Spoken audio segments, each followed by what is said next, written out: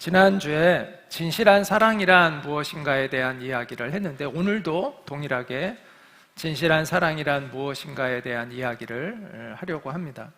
이 오늘 본문 9절 말씀에 사랑은 거짓이 없다, 악을 미워하고 선에 속하라 이렇게 말씀을 했는데 지난 시간에는 거짓 없는 사랑을 우리 안에서, 우리 공동체 안에서 서로들 간에 어떻게 표현해야 하는가에 대한 이야기를 했습니다.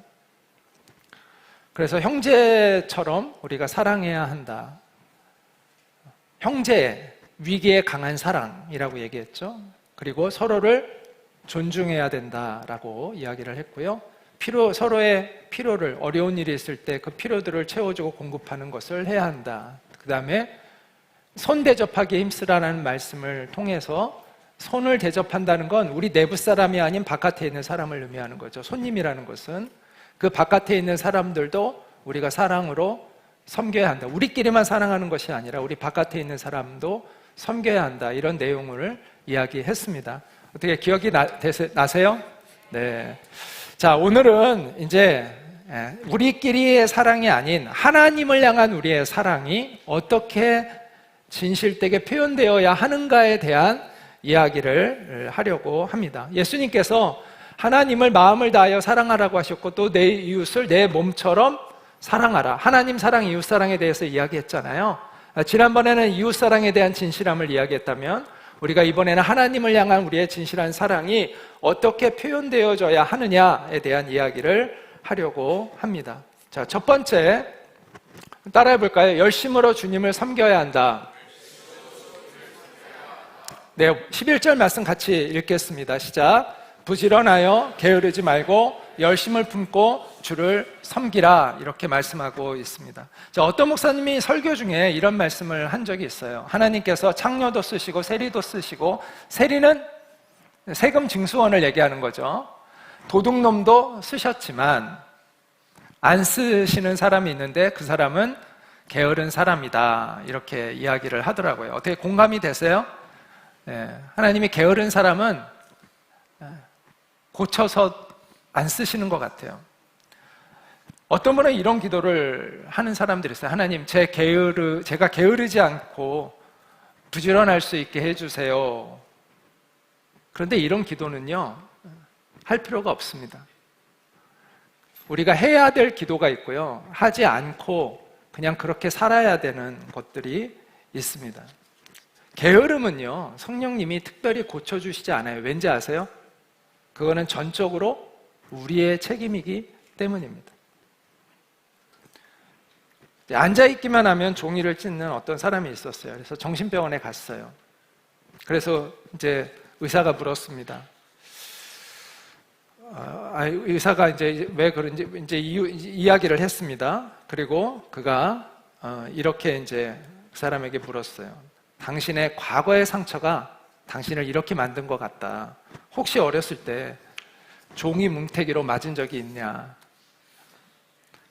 그래서 이제 낫지가 않았어요. 그래서 한참 있다 다시 또 다른 병원에 의사를 찾아갔어요. 그 병원의 의사가 이제 진단을 내리면서 이렇게 물었습니다. 당신의 환경이 이렇게 당신을 만든 것 같다. 혹시 어렸을 때 당신 집이 종이 공장을 하지 않았느냐라고 물었습니다. 역시 치유가 되지 않아서 다른 병원의 정신과 의사를 또 찾아갔습니다. 그 의사가 물었습니다. 왜 오셨습니까? 저는 앉기만 하면 종이를 찢어서 왔습니다. 그러자 그 의사가 이렇게 말했습니다. 앞으로는 종이 찢지 마세요. 그래서 그 이후로는 종이를 안 찢게 되었다고 합니다. 저도 여러분에게 단순하게 말씀드리고 싶습니다. 게으른 사람은 게으름을 피지 마시기 바랍니다. 자, 그러면 원래 인간은요, 게으르지 않대요. 원래 인간은 게으르지 않대요. 근데 게으른 사람은 왜 게으른지 아세요? 목표가 없어서 그렇대요. 인간은 목표가 없으면 게으러진 거지, 목표가 없어서 게으른 거지, 원래 게으른 사람은 없다고 합니다. 오늘 본문의 11절에 열심을 품고라고 이렇게 말씀을 하는 거잖아요. 이 열심을 품는다는 게 목표를 세우고 그 목표를 향해서 가는 것과 같은 맥락에 있다라고 말할 수 있겠죠.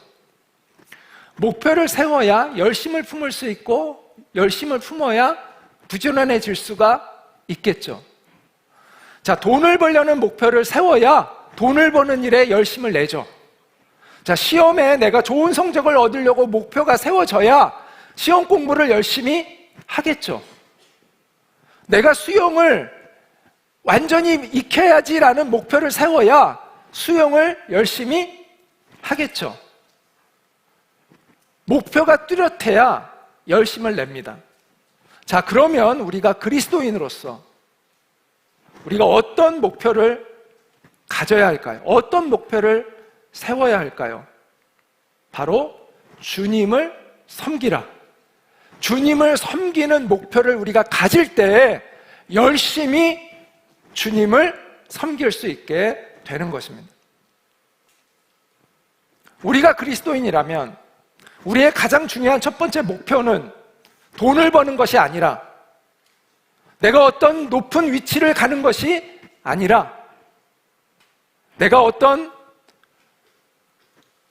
성취를 이루고자 하는 것이 아니라 우리가 정말 예수님의 사람이라면 가장 중요한 첫 번째 우리가 세워야 할 목표는 주님을 섬기는 것이 되어야 합니다. 주님의 나라와 그 복음을 위해서 살고자 하는 목표를 세워야 합니다. 그 목표가 분명할수록 우리는 열심으로 주님을 섬길 수가 있습니다. 여러분은 주님을 섬기고자 하는 어떤 목표를 세웠나요? 다른 목표는 다 세우면서도 내가 주님을 위해서 어떻게 주님을 섬겨야 할지에 대한 목표는 안 세우고 있는 것은 아닌가요? 목표가 세워져야 우리는 열심을 품고 부지런히 그곳을 향해 달려갈 수 있습니다. 자, 두 번째, 하나님을 향한 우리의 진실한 사랑을 보여주려면 같이 따라해 볼까요? 시작. 소망을 가지고 환난 속에서도 인내해야 한다. 오늘 12절 상반절에 소망 중에 즐거워하며 환난 중에 참으며 이런 말씀을 하고 있습니다. 자, 많은 미혼 남자들이 이제 내가 돈을 많이 벌고 그래서 어느 정도 경제력을 갖추고 나면 결혼해야지라고 생각을 하는 사람들이 많은데요. 저는 그것이 좋은 생각이 아니라고 생각합니다. 왜냐하면 첫째, 돈 벌기가 쉽지 않아요. 네. 그리고 두 번째, 내가 돈을 번 이후에 내가 어느 정도 안정을 이루고 어떤 사람을 만나서 결혼하면은 그 결혼이 그렇게 순수한 만남과 결혼이 되기가 또한 쉽지 않아요. 그래서 저는 오히려 돈 없을 때 결혼하는 것이 좋다라고 생각을 합니다. 그래야 오히려 정말 나를 사랑하는 좋은 사람을 만날 수 있다라고 생각을 합니다. 결혼에 많은 조건을 붙입니다. 돈도 보고, 학력도 보고, 집안도 보고, 직장 보고. 그런데 그런 조건에 의해서 이루어지는 결혼이라면 저는 그것은 불행의 씨앗을 품고 있는 결혼이라고 생각을 합니다. 왜냐하면 나중에 그 조건들이 무너지면 흔들리기 시작하겠죠. 사랑의 불순물이 많이 들어가 있는 거죠. 어떤 사람은 나는 배우자가 이런 사람이기를 원한다고 막 구체적으로 해가지고 이 사람이 어떤 직장을 갖고 어떤 외모를 가지고 키가 얼마이고 이렇게 해서 기도하는 사람이 있다고 하는데 저는 그게 옳은 기도인가라는 생각이 들어요. 그게 사랑인가?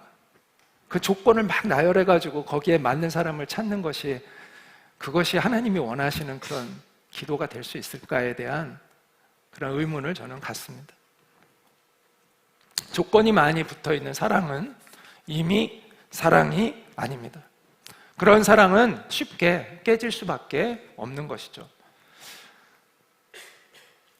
미국의 대통령이었던 도널드 레이건 대통령 부부인데요. 그 로널드 레이건이죠. 로널드 레이건. 이 사람의 부인이 쓴 I love you, 로니라는, 로니는 이 로널드 레이건의 애칭입니다. 이 책이 굉장히 큰 인기를 끈 적이 있습니다. 이 남편이 알츠하이머병에 걸려서 이제 한 10년 동안을 투병 생활을 했는데 그 아내가 아주 극진히 간호를 하죠. 이 책은 그 둘 사이에 50년 동안 서로 나누었던 편지를 이렇게 기록한 그러한 책입니다. 그래서 미국에서 한때 이 책을 선물하는 것은 사랑의 고백처럼 그렇게 여겨지기도 했다고 합니다. 근데 레이건이 이제 치매에 걸려가지고 더 이상 아내를 알아보지 못했습니다. 그런데 그 아내가, 이 낸시 여사가 그 남편에 대한 사랑을 가슴에 품고 남편을 위해서 10년 동안 하존신적으로 돌보았기 때문에 2004년도에 남편이 이제 세상을 떠났는데요. 마지막까지 그 전 대통령으로서의 품위를 지키며 살아갈 수 있었다라고 이야기를 합니다. 이 책에서 이 낸시 여사가 이렇게 쓰고 있습니다. 당신은 우리 사랑을 기억하지 못해도 사랑의 미로는 영원히 내 가슴에 있어요. 아무리 우리 현실이 힘들고 고통스러워도 난 당신이 없는 행복보다는 당신이 있는 불행을 택하겠어요. 부디 이대로라도 10년만 더 내 곁에 남아 있어줘요. 이처럼 진실한 사랑은 고난 속에서 빛을 발합니다. 진실한 사랑은 고난 속에서 빛을 발합니다. 자, 우리의 하나님을 향한 진실한 사랑이 입증이 되려면 고난 속에서도 우리의 사랑이 표현되어야 합니다. 물론 우리의 사랑에 되시는 하나님은 치매에 걸리실 일도 없고 또 하나님이 고난을 당하시는 일도 없습니다. 자, 그러면 우리가 환난 속에서 우리의 사랑을 지키는 것을 표현해야 된다는 것은 어떤 의미일까요? 그것은 하나님과 동행하는 우리의 삶에 하나님이 고난받으시는 일은 없잖아요. 그렇죠? 하나님이시니까. 그러나 하나님과 동행하는 우리의 삶에 고난이 닥쳤을 때, 우리에게 고난이 닥쳤을 때 우리가 그것을 어떻게 이겨내느냐, 어떻게 그것을 맞이하느냐가 하나님을 향한 우리의 사랑의 표현이라는 거예요.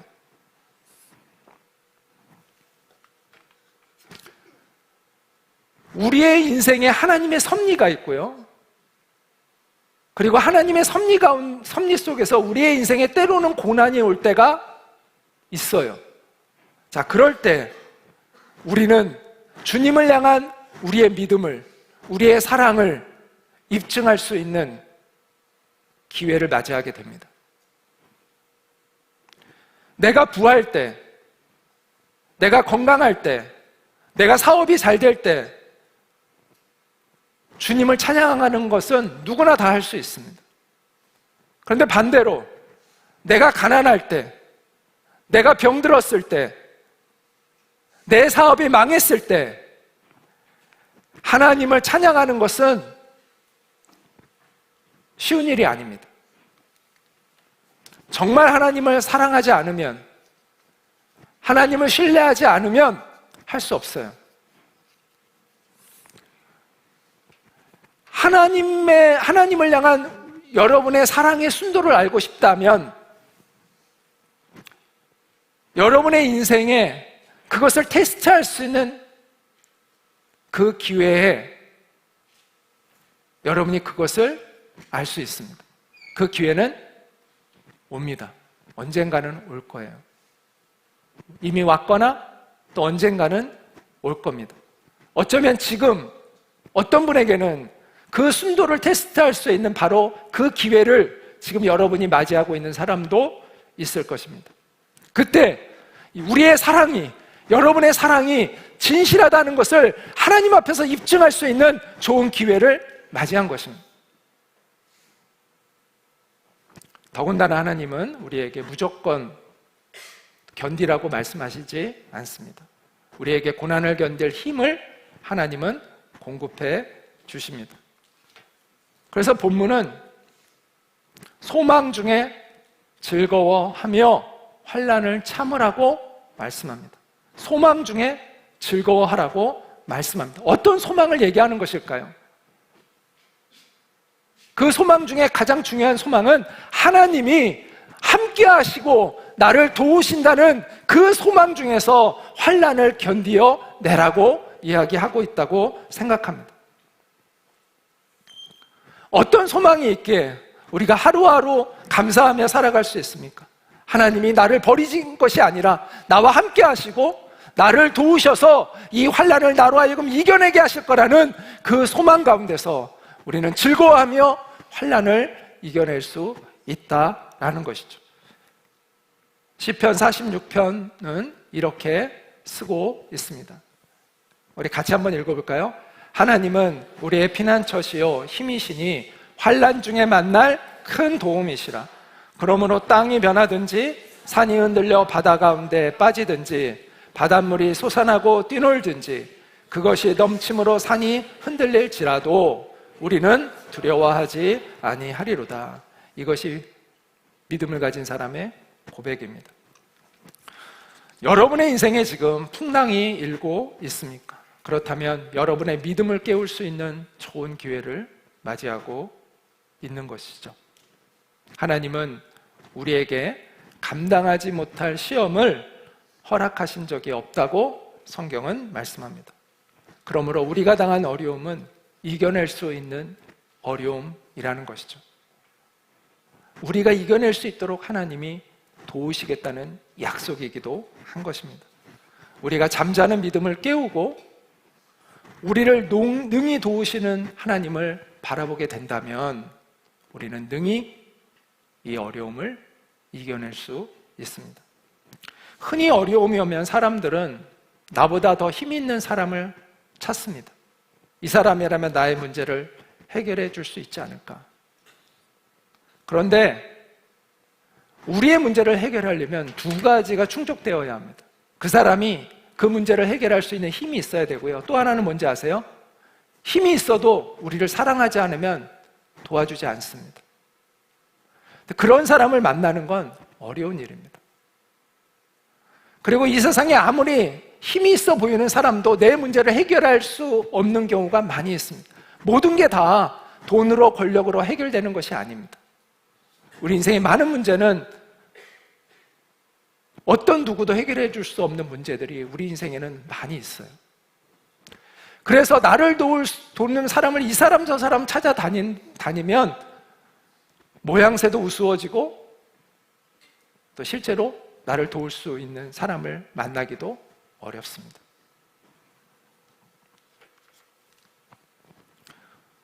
그러나 우리를 도우실 능력이 있고 우리를 향한 사랑을 갖고 계신 하나님이 계십니다.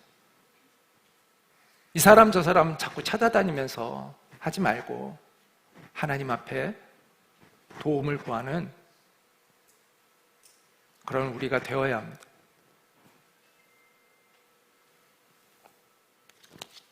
하나님의 사랑을 확신하고 또 하나님을 찾는 자에게 부어주시는 그 하나님의 은혜를 믿고 하나님 앞에 나아가서 하나님의 도움을 구하는 그러한 우리가 되어야 합니다.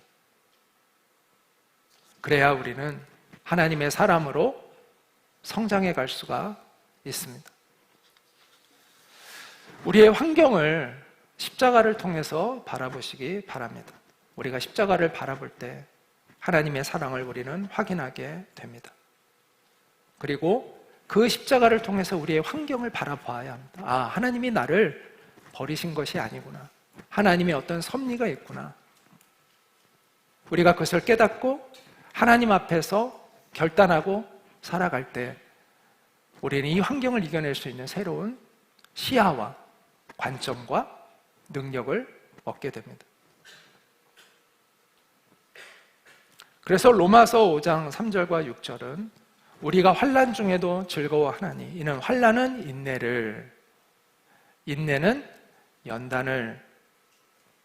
연단이라는 것은 우리의 인격이 다듬어진다는 거거든요.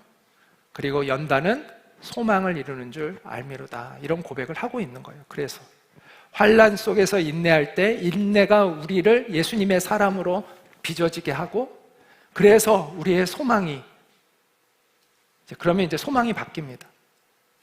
내가 환난을 당해서 내 인격이 변화되어져야 우리의 소망도 바뀝니다.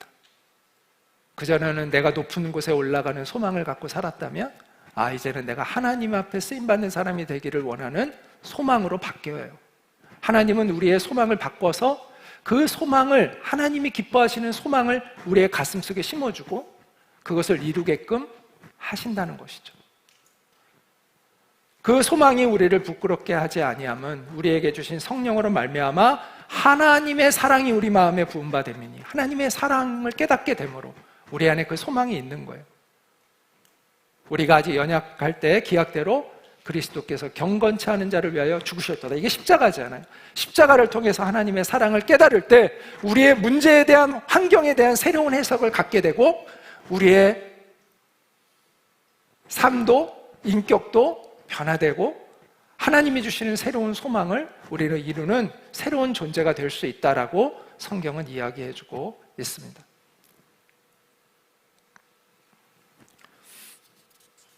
문제는 그래서 고난을 맞이하는 우리의 태도입니다. 사람들은 고난을 겪을 때 자꾸 왜라는 질문을 던져요. 왜 내 아이게?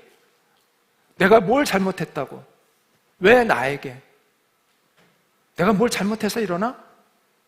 사람들은 자꾸 왜라는 질문에 집착을 해요. 그런데 그 왜라는 질문에 대해서 하나님이 답을 알려주실 때가 있어요. 주로 회개해야 할 때 그런 경우가 많아요. 그럼 회개하면 돼요.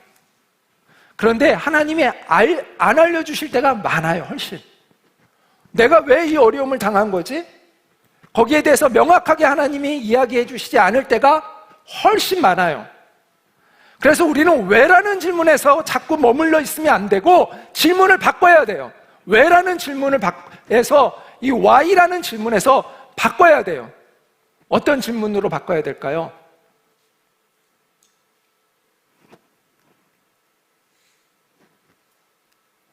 where이라는 질문으로 바꾸면 좋아요. 나는 어디를 향해서 가고 있느냐는 거예요. 이 고난을 통해서. 내가 지금 맞이한 고난을 통해서 나는 하나님과 멀어지는 길로 가고 있느냐, 아니면 이 고난을 통해서 하나님과 가까워지는 길로 가고 있느냐, 내가 이 고난 속에서 나는 지금 어디로 가고 있느냐가 중요한 거예요. 이것은 내가 어떻게 이 고난을 맞이하고 있는가에 대한 질문이에요. 비록 내가 내 실수와 내 잘못으로 이 고난을 당했다 할지라도 이것을 통해서 내가 하나님께로 가까이만 갈 수 있다면 이 고난은 축복이에요. 이 고난은 우리를 망하게 하는 고난이 아니에요. 이 고난은 나를 새롭게 하는, 옳은 길로 이끄는 복된 고난이 되는 거예요. 이유가 무엇이다 하더라도 내가 이 고난을 하나님 앞에서 올바로만 맞이할 수 있다면 그것은 언제나 축복이 된다는 것이죠. 그러므로 여러분이 지금 어떤 고난을 맞이하고 있다면 이 고난을 잘 맞이해야 합니다. 믿음으로 잘 견뎌내어야 합니다.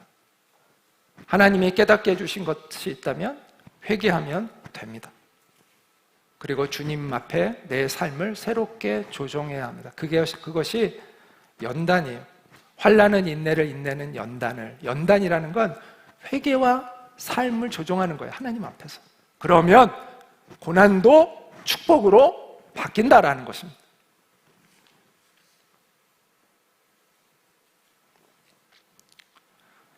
자, 세 번째, 우리의 진실한 사랑을 보여주려면 열심으로 주님을 섬겨야 한다. 또 소망을 가지고 우리가 환난 속에서 하나님을 바라보면서 잘 빚어져 가야 한다. 말씀을 드렸습니다.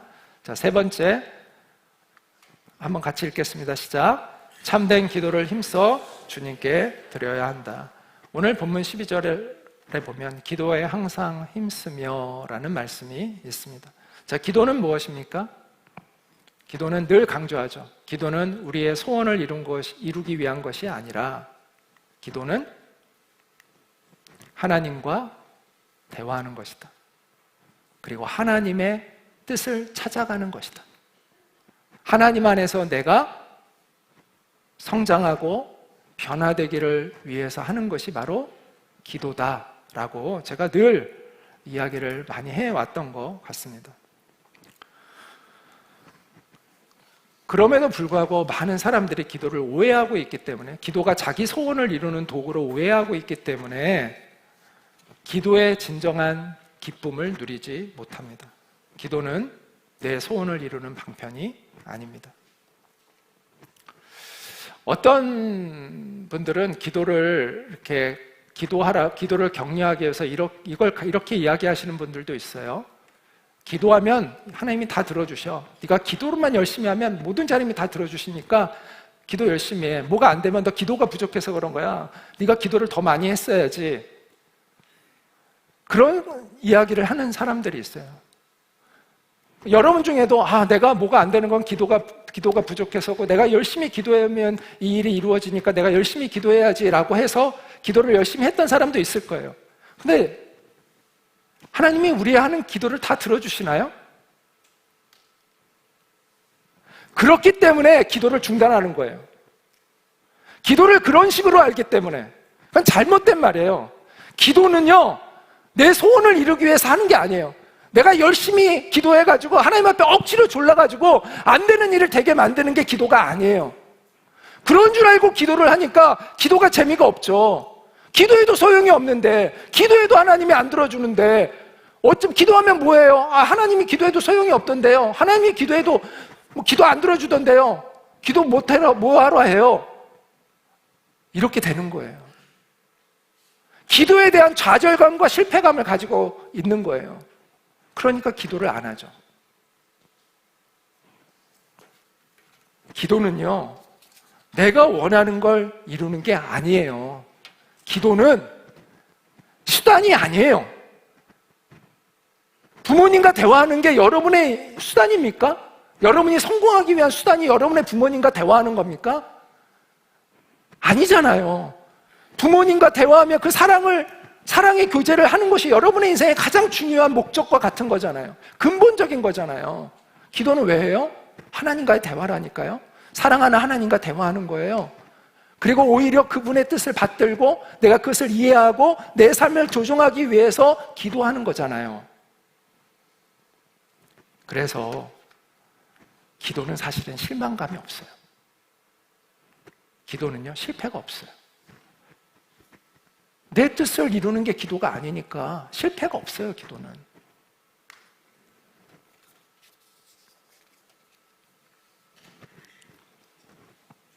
그리고 기도가 응답되지 않았다. 내가 정말 진실되게 하나님 앞에 열심히 기도했는데 기도가 응답되지 않았다.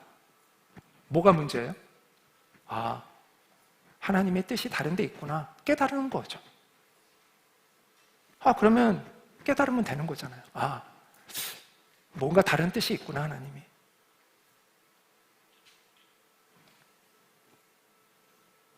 여러분에게 있어서 하나님은 어떤 분입니까? 안락하고 평안한 삶을 누리기 위해서 여러분이 만들어 놓은 그런 하나님은 아닙니까? 그것은 우상입니다.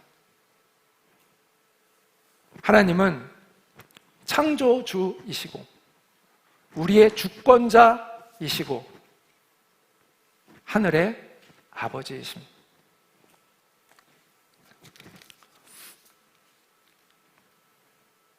우리는 우리가 원하는 하나님을 만나는 게 중요한 게 아니라 진짜 하나님을 만나야 돼요. 그 탕자의 비유에 그 큰아들이 이렇게 그림에 큰아들이 나오는데 이 큰아들이 좀 시큰둥하게 이렇게 바라보고 있죠. 탕자의 비유 아시죠? 막내 둘째 아들이 아버지 재산을 미리 달라고 해가지고 나가가지고 허랑방탕하게 살다가 나중에 후회하고 이제 돌아오잖아요. 큰아들은 그 집에 그냥 계속 있었어요. 근데 그 둘째 아들이 돌아오는 거를 아버지가 기쁘게 맞이하고 잔치를 열고 하니까 막 가슴에서 막 울분이 일어나가지고 막 꽁해가지고 이제 큰아들이 있었어요. 큰아들의 마음은 뭔지 아세요? 작은 아들을 은근히 부러워했던 거예요. 그런데 자기는 아버지의 재산을 더 차지하기 위해서 억지로 참고 있었던 거죠. 혹시 여러분도 그런 이 세상에서 마음껏 즐기고 살아가는 그런 사람들을 보면서 부러워하고 있는 마음을 갖고 있지는 않습니까? 그게 바로 큰아들과 같은 마음입니다. 그래서 하나님 집에 있어도 큰 기쁨이 별로 없어요. 그리고 하나님의 영광이 무엇인지를 제대로 이해하고 있지를 못해요. 그래서 자꾸 부러워해요. 나는 하나님을 두려워서 내가 여기 있게 됐는데, 내가 드림이 학교에 와가지고 할 수 없이 내가 지금 이러고 있는데, 저 친구들 부럽다. 나도 저랬으면 좋았을 텐데 라는 마음이 있다면 아직 우리의 가치관이 그의 가치관이 하나님 나라의 가치관으로 아직 되어 있지 못한 거죠. 어떤 여자 성도님이 목사님을 찾아와서 자기 두 아들에 관해서 이렇게 이야기하면서 기도를 부탁했다고 합니다. 목사님, 저희 큰아들은 예수를 잘 믿는데, 큰아들은 예수를 잘 믿어요. 근데 너무 못 살아요. 둘째 아들은 예수를 안 믿는데 아주 잘 살아요.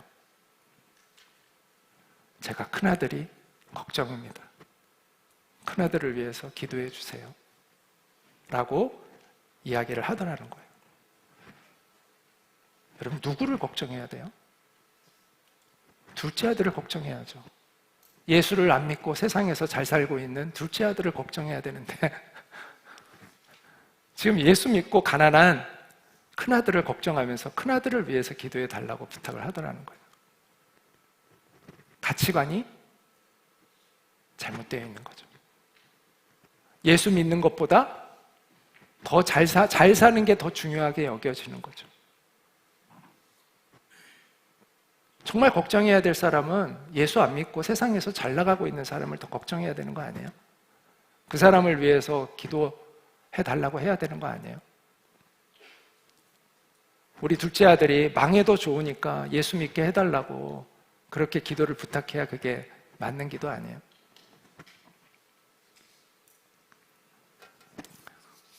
비록 몸은 교회를 다니고 있지만 그 가치관은 세상의 가치관으로 가득해 있는 것이죠. 여러분은 어떤 가치관을 가지고 또 무엇을 위해서 기도하고 있습니까? 우리가 세상에서 성공하기 위해서 기도하는 것이 아니라 하나님 앞에서 바로 서기 위해서 우리가 기도해야 합니다. 기도는 하나님 앞에 나를 굴복시키기 위해서 하는 것이 기도입니다.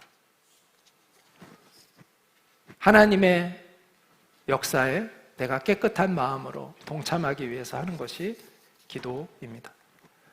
누가 이런 비전에 대해서 이렇게 참 멋진 이야기를 하는 것을 들었습니다. 참된 비전은 하나님께서 행하시는 일을 내가 보는 것이다.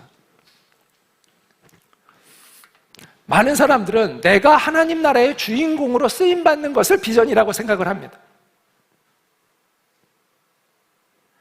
그런데 진정한 비전은 내가 주인공이 돼서 하나님께 쓰임받는 걸 보는 것이 비전이 아니라, 진정한 비전은 내가 엑스트라라도 좋고 조연이라도 좋으니까 내가 아예 참여하지 않아도 좋은데 하나님의 역사를 바라보고 그것을 기뻐할 수 있는 것, 그것이 우리가 가져야 진정한 비전이라는 것이죠. 하나님이 행하시는 일을 보고 기뻐할 수 있는 것, 그게 우리의 태도라는 거예요. 근데 우리는 꼭 내가 주인공이 되어서 무언가를 이루는 것을 우리의 비전으로 여기고 살아갑니다.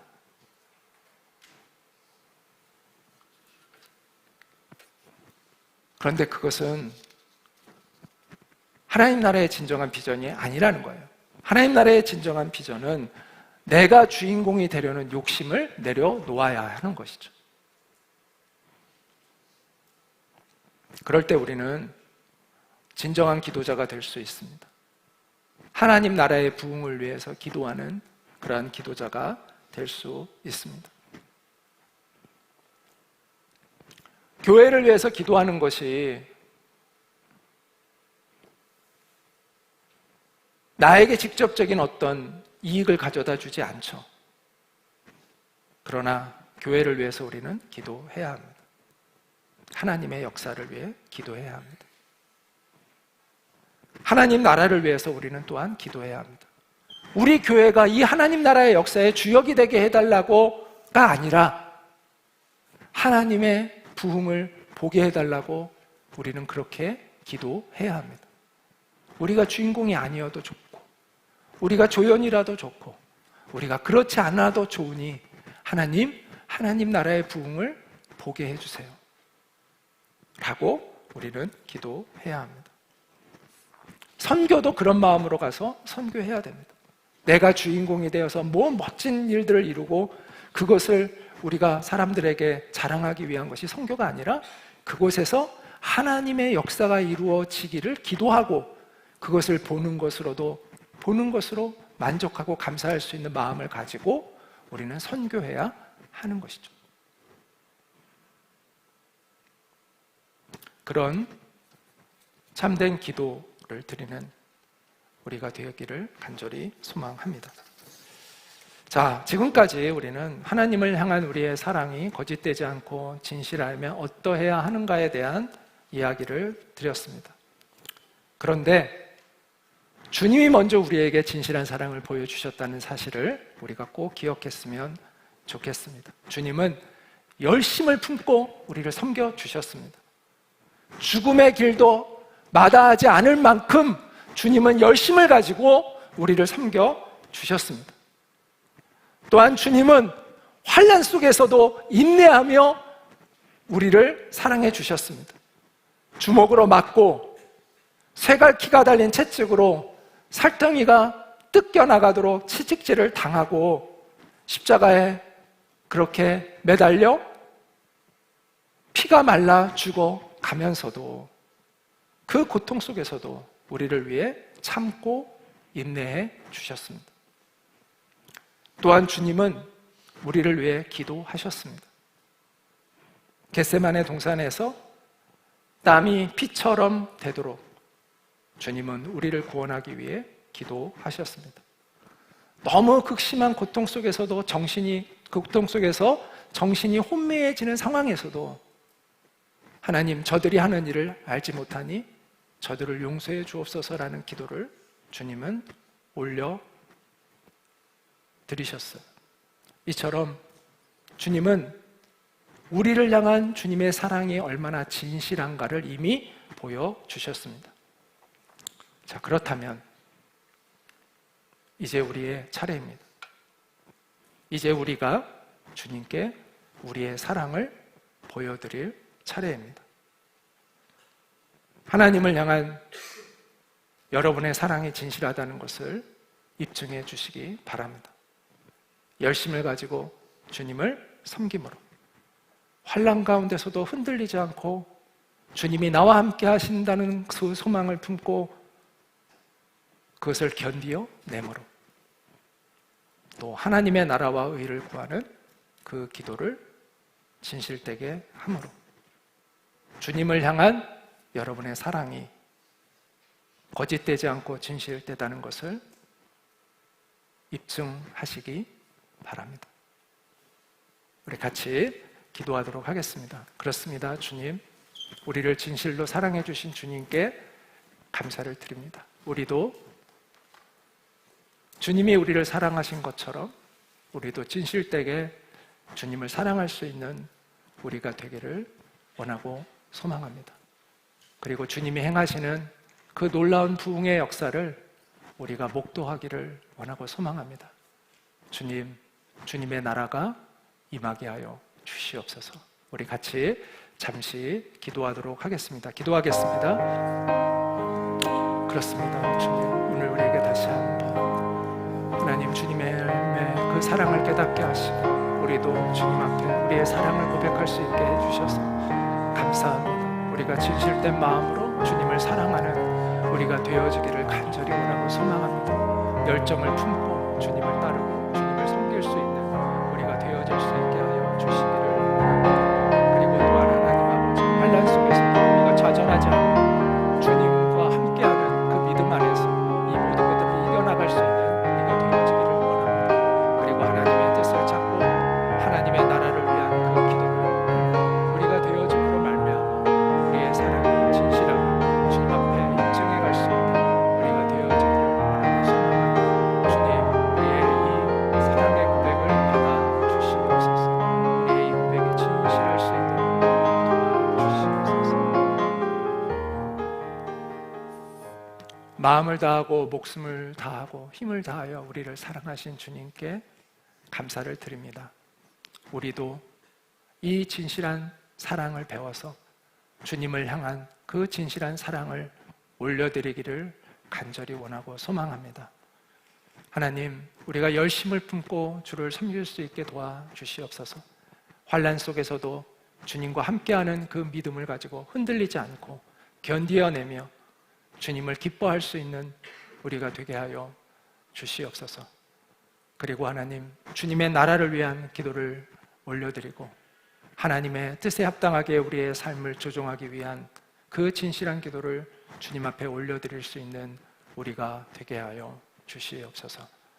그래서 우리의 사랑이 주님 앞에 상달되어지기를, 우리를 주님을 향한 우리의 진실한 사랑이 주님 앞에 입증되어지기를 간절히 원하고 소망합니다. 하나님이 드림이 공동체를 통해서 하나님의 뜻이 이 땅에서 이루어져 가게 하여 주시고, 또 우리 드림의 학교 학생들을 통해서 하나님의 선하심과 아름다우심이 온 세상에 증거되어질 수 있도록, 또 모든 영역 가운데 하나님의 나라가 임하는 것을 볼 수 있도록 주님 은혜를 베풀어 주시옵소서.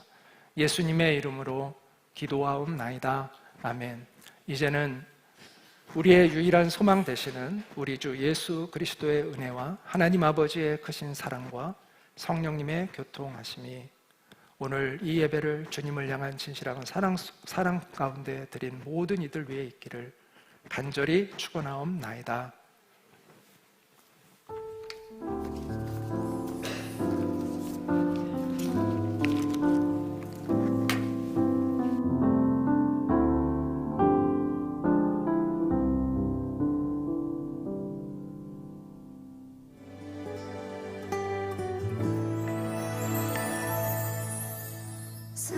사람이 넘치기보다 사랑이 넘치는 교회, 섬김을 원하기보다 섬김의 기쁨